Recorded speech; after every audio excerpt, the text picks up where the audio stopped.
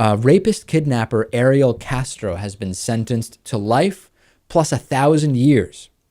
This is the notorious Cleveland kidnapper guilty of kidnapping, rape, enslaving 3 young women, could have faced the death sentence, decided to take a plea deal to avoid the death sentence.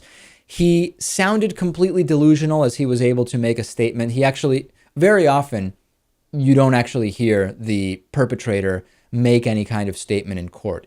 When you do hear them make one, it typically is some kind of sign of remorse or some kind of plea for mercy of some kind when it comes to the sentencing. That's not what you heard here. You heard a man who said, listen, most of the sex was consensual, completely against all actual data we have about what took place in that Cleveland home.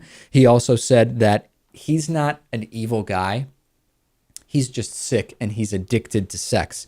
Let's play this clip. In this particular clip, he talks about he's so addicted to sex, he just couldn't stop masturbating. Take a look at this. But eventually I married, had 4 children.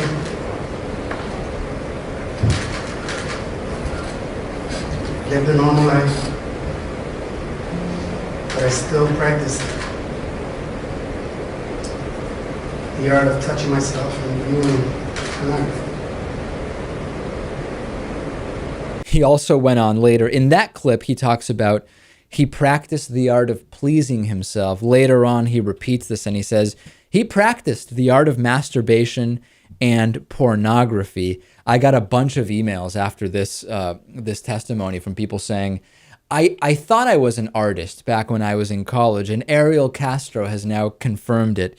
Very, very bizarre. If you're sitting there as a defense attorney and your client is doing this, I can only imagine that you're just waiting for it to end. His attorney's basically motionless, like rocks, not moving while he made this incredible statement. I got a couple of questions from people saying, if he already got life, why do you need the 1,000 years? So I emailed that to an attorney, ACLU attorney Bill Newman, in fact, who's been a guest on the David Pakman Show, and said, a lot of people are asking me, why do you need a 1,000-year sentence if he's been sentenced to life?